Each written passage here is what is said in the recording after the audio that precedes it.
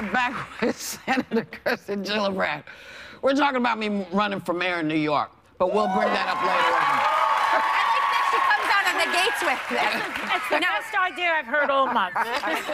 Seriously, Changing pages. great. Changing pages. Senator, you're a leading voice on women's issues, like in regard to equal pay, paid family leave. Ivanka Trump has also spoken out about some of these same policies.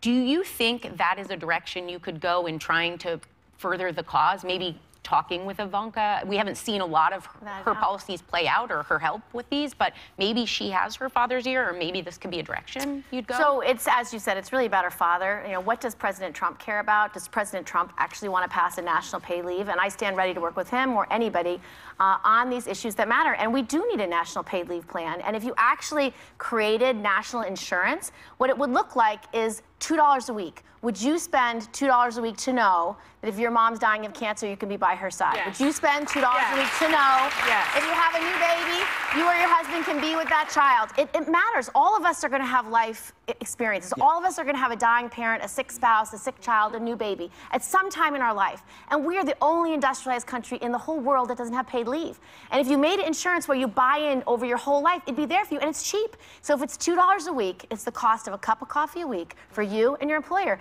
That way, a small business with 4 employees, they can afford that. $108 per year per employee. I can afford that.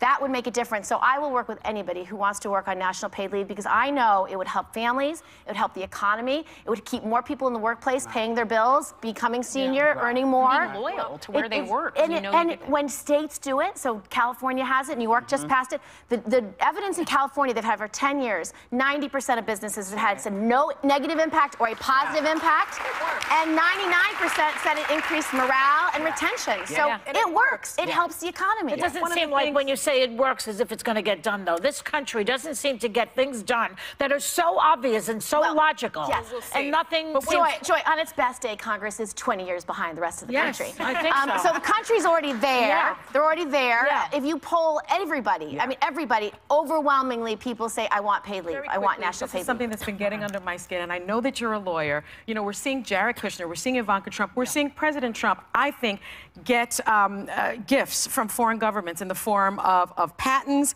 visas. That's law school 101. Isn't that illegal, Senator? I think so. I'm really concerned. I share your concern. I see this self-lining of pockets. I see pay for play. I see conflicts of interest.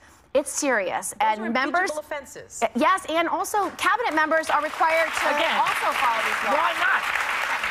I'm very concerned about it, because it makes us look at our government and say that it's bought and paid for. It's corrupt. You see corruption. You see, it's just not right. And so we, as the citizens, need to hold our elected leaders accountable. We need to speak out about it. We need to talk about what needs to happen and that this isn't right and this isn't fair. And we should really call for transparency and accountability. And we need to hear from Republicans, don't we? Everyone. It's not right. You can't have government for sale. Right. And we have women on, we have Republican women on the other side who need our support, because they're supporting a lot of what's going on. Is that correct? Yes, very much so. Susan Collins. So I work very well with the women of the Senate. The women of the Senate are typically exceedingly bipartisan. Susan Collins helped to pass the repeal of Don't Ask, Don't Tell.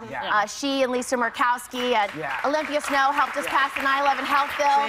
Like the women of the Senate really make a huge difference. And so we can do this with both sides. It's possible. I wanted her to say this so that everybody recognized that it's not one side or the other. It's us. So we can do all the stuff she's been talking about. Thank you, Senator Gillibrand. Come back anytime. We'll be right back.